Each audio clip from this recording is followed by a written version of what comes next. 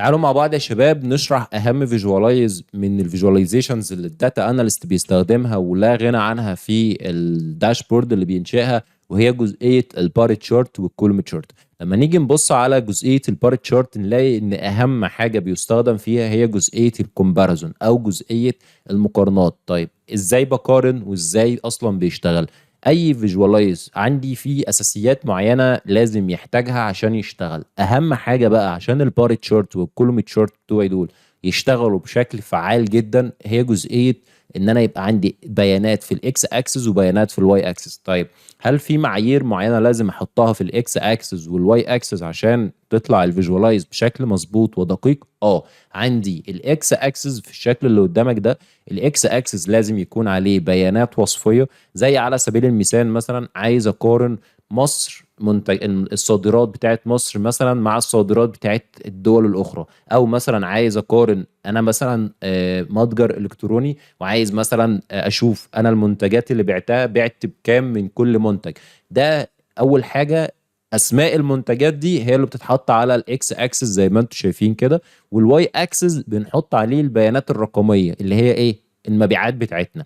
احنا عندنا جزئيه مهمه جدا وهي جزئيه ان قد يكون عندي الفيرتيكال والهوريزونتال. يعني ايه الفيرتيكال والهوريزونتال؟ الفيرتيكال اللي هو انت عندك الاكس اكسس اللي هو الافقي، والهوريزونتال ده اللي هو الجزء الخاص بيه او الجزء الرأسي ده الجزء الواي اكسس.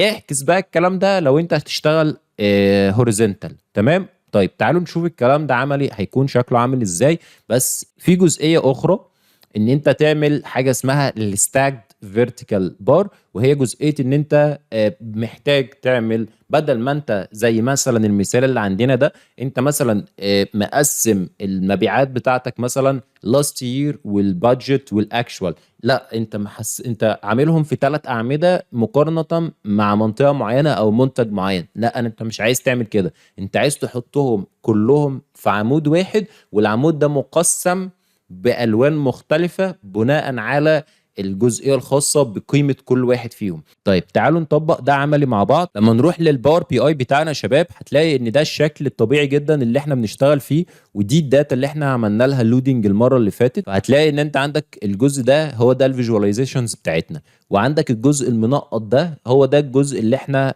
هنبني جواه الداشبورد بتاعتنا. طيب اول حاجه بالنسبه لنا وخلينا نركز عليها في الفيديو ده، وان ايه هي البار تشارت. الجزء اللي فوق ده كله يا شباب ده كله جزء خاص بالبار تشارت. فالاثنين اللي في النص دول واحد فيهم فيرتيكال وواحد فيهم هوريزونتال. لو احنا ضغطنا مثلا على الجزء ده، ضغطنا عليه او الفيجوال ده ضغطنا عليه كده وخلينا نكبره عشان البيانات بتاعته تبان معاكم بشكل واضح. لو احنا جينا نبص كده على البيانات دي عشان تشغله، احنا قلنا ان احنا محتاجين بيانات نحطها في الاكس اكسس وبيانات نحطها في الواي اكسس، صح؟ طيب انا عندي هنا اي فيجوالايز بحدده، ويجي عندي هنا اضغط عليه يظهر لي انت ايه البيانات اللي انت محتاجه عشان تشغلها. فانا عندي الاكس اكسس وعندي الواي اكسس. طيب لو انا جيت قلت له انا عايز احط في الاكس اكسس، هل ينفع احط بيانات رقميه؟ غلط، ما ينفعش احط بيانات رقميه. طب احط ايه؟ احط بيانات وصفيه. ويعني ايه وصفيه؟ يعني اسماء المنتجات، اسماء الدول، حاجات من هذا القبيل. طيب انا دلوقتي عندي الكاتيجوري حطيته هنا عشان دي بيانات وصفيه. تمام. طيب عندي هنا جزء تاني انا عايز بقى هنا ايه؟ عايز اقارن بايه؟ بالمبيعات مثلا. فهاجي عند السيلز، العمود بتاع السيلز، واحطه هنا ده فيه ارقام. فلقيت ان اوتوماتيك الداشبورد بتاعتي او الفيجوالايز بتاعي اتحدد بقى عندي تحت هنا التوزيعه بتاعت الكاتيجوريز، والعمود واخد قيمه السيلز بتاعتي. طيب انا لو وقفت هنا هلاقي ان دي 4 مليون و700 ألف، هتلاقي هنا 4 مليون و100 ألف، هتلاقي ده أقل منهم 3 مليون و700 ألف. فده التوزيعة بتاعتي في البار. طيب هل أنا ممكن أقارن أكتر من قيمة؟ يعني أنت مثلا التكنولوجي والفرنتشر والأوفيس سبلايز أنت عايز تقارن السيلز، وعايز تقارن البروفيت، وعايز تقارن الشيبنج كوست. طيب هل أنت المقارنة دي هتعمل بيها 3 فيجواليزيشن، ولا ممكن تستخدم نفس الفيجوالايز ده في ان انت تعمل ال3 معلومات او ال3 انسايتس اللي انت عايز تطلع بيهم؟ انت ممكن تعمل الثلاثه انسايتس بكل سهوله عن طريق ان انت تعمل ايه. عندك هنا السم اوف سيلز في الواي اكسس صح، تحت منها كده في مكان فاضي تقدر تسحب تحت منها البروفيت، فبقى عندك السيلز والبروفيت. تمام. طيب عندك مثلا الشيبنج كوست، تكلفه الشحن، لو انا جيت هنا وعملت كده هتلاقي اوتوماتيك الجزء ده اشتغل معاك وتقسم لثلاث محاور او ثلاث اعمده. الاولاني السيلز، الثاني البروفيت، الثالث ايه؟ الشيبنج كوست. وهتلاقيهم متوزعين فوق بالالوان بتاعتهم اللي هو السيلز والبروفيت والشيبنج كوست. طيب تيجي تقول لي يا باشمهندس، طيب في حاجات او بيانات تحت هو مديها لي كاوبشن ان انا ممكن استخدمها او لا. خلينا بس متفقين ان الفيجوال ده عشان تشغله انت لازم تديله الاكس اكسس والواي اكسس. تمام. طيب انت اديته الاكس اكسس والواي اكسس، ده حاجات اساسيه، بس في حاجات ثانويه ممكن تستخدمها وممكن لا. زي ايه؟ زي فكره ان انت تعمل حاجه اسمها ليجند. يعني ايه ليجند؟ تخيل معايا كده ان انا هشيل خالص من هنا البروفيت، وهشيل من هنا كمان الجزء الخاص بالشيبنج كوست، بقى عندي قيمه واحده بس. طيب يعني ايه ليجند بقى؟ يعني قسم لي السيلز اللي انت ماسكها دي في التكنولوجي مثلا، قسمها لي لاعمده فرعيه بناء على فاليوز معينه. طيب الماركت مثلا يا شباب تعبر هنا عن القارات بتاعتي، افريقيا واسيا واوروبا وهكذا. لو انا سحبتها وحطيتها في الليجند، شوف كده ايه اللي حصل هنا. قسم لي كل عمود السيلز الواحد لاعمده تانية صغيره بناء على القارات بتاعتي اللي هي افريقيا واسيا واوروبا وهكذا. هتلاقيها متقسمه بقى في كل الفاليوز اللي عندي، سواء تكنولوجي او فرنتشر او اوفيس سبلايز. طيب ده جزء مهم جدا، جزء مهم جدا. طيب لو انا مش عايز اوزع، او خلينا نسيبها زي ما هي ليجند متوزعه، وهنيجي بعد كده عن حاجه اسمها السمول مالتبلايز. يعني ايه سمول مالتبلايز؟ لو انا جيت عند جزئيه مثلا على سبيل المثال زي السنين مثلا، لو انا جيت قلت له قسمها لي بالسنين، السمول يعني السمول مالتبلايز هنا بالسنين، ايه اللي حصل عندي هنا في التشارت بتاعي؟ انا عشان عندي 4 سنين فقط فقسمها لي لاربعه. طيب لو انا مثلا على سبيل المثال عندي اكتر من حاجه زي الريجون مثلا، المنطقه، لو مسكنا الريجون المنطقه، فين الريجون؟ ادي الريجون.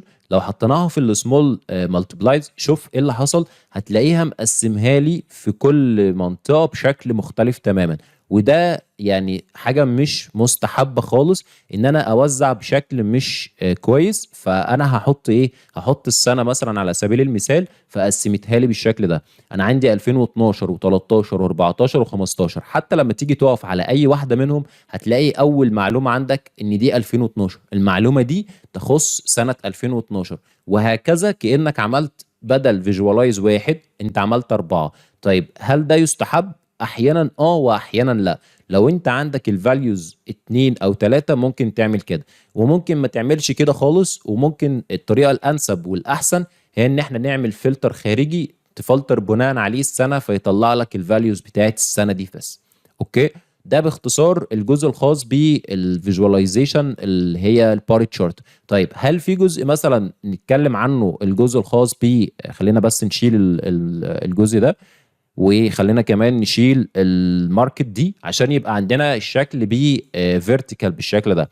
طيب لو انا جيت بنفس الطريقه بالظبط بس عملت فيرتيكال، بدل فيرتيكال خليته هوريزونتال زي اللي انتم شايفينه قدامكم ده، هتلاقي ان القيمه اتغيرت بقى. يعني ايه القيمه اتغيرت؟ يعني انت بدل ما كنت بتدي في الاكس اكسس القيمه بيانات وصفيه، لا انت هتدي للواي اكسس هي اللي بيانات وصفيه. طيب والاكس اكسس في الاولانيه كنت بتديها بيانات وصفيه، لا انت هنا هتديها بيانات كميه. طيب يبقى هتلاقي بالشكل اللي قدامك ده، هتلاقي ايه اللي حصل؟ نفسه بالظبط، بس الفكره ان انت قلبته 90 درجه، وده فيرتيكال وده هوريزونتال. تمام. بس ده الفرق ما بين الاتنين. طيب هتيجي تشرح لنا حته تانية، تعالوا نشرح حته جديده كمان، وهي جزئيه ان انا عندي حاجه اسمها 100% ستاجد، 100% ستاجد كولوم تشارت. لما اضغط عليها هتلاقيها جات لي بالشكل اللي قدامك ده، كل الاعمده متساويه، وهيقسم لي الفاليوز اللي جوه بناء على نسبه كل واحده من 100% بكام. يعني الاكس اكسس كام؟ اديني الكاتيجوري مثلا، واديني بعد كده السيلز. في الواي اكسس اديني السيلز، واديني البروفيت، واديني الشيبنج كوست. فتيجي تقول لي ايه اللي حصل هنا؟ بدل ما كان بيحطهم جنب بعض، لا هنا حطهم فوق بعض واعتبر القيمه كلها 100% ونسبه كل واحده كام في الميه. فلما تيجي مثلا تقف هنا تلاقي يقول لك السم اوف سيلز قيمتها كام، والبرسنتج من فروم توتال من ال 100% كام؟ 80%. تمام. طيب ده شكل من اشكال البار تشارت. نيجي في شكل تاني مهم برضو، وهي جزئيه ان انا اعمل حاجه اسمها ستاجد. بس الستاجد ده مش 100%. الستاجد ده طبيعي جدا. انت هنا هتلاقي ان كل الاعمده متساويه، بدايتها واحده ونهايتها واحده. طيب هنا الموضوع مختلف شويه. هنا انت مطلوب منك اكس اكسس، فهروح اديله نفس القيمه الاكس اكسس كاتيجوري. طيب والواي اكسس؟ الواي اكسس بالنسبه لي هديله السيلز، وهديله البروفيت، وهديله كمان الشيبنج كوست، نفس الفاليوز اللي انا اديتها له في كل التشارتس اللي احنا اشتغلنا عليها وكل الفيجواليزيشنز اللي احنا اشتغلنا عليها. بس الفرق هنا ايه بقى؟ الفرق هنا ان هو كان بيتعامل مع كل فيجوالايز على انهم فوق بعض، مش جنب بعض، بس مش 100%، يعني ما اعتبرهمش ان هم 100%. فكانه اتعامل مع كل عمود سيلز لوحده، بعدين ضاف فوقيه منهم الجزء الخاص بالبروفيت، ثم ضاف فوق كل واحد منهم الجزء الخاص بالشيبنج. بس ده الفرق ما بين ال 100% او ال 100% ستاكد كولوم، والجزء الخاص بالستاكد كولوم او الجزء الخاص بالفيجوالايز اللي قدامكم ده. طيب ده باختصار الجزء الخاص بالبار تشارت والكولوم تشارت، سواء بقى الستاكد او البار تشارت العادي او الكولوم تشارت العادي، سواء الهوريزونتال او الفيرتيكال، او كمان الجزء الخاص بال 100% ستاكد كولوم. اتمنى ان يكون الفيديو ده مهم جدا في حاجات كتيره، لان لما نيجي نشرح فيجواليزيشنز تانية هتلاقي الامور اسهل بكتير قوي، لان احنا شرحنا اساسيات قويه في الفيديو ده. فاشوفكم ان شاء الله الفيديو الجاي، والسلام عليكم ورحمه الله وبركاته.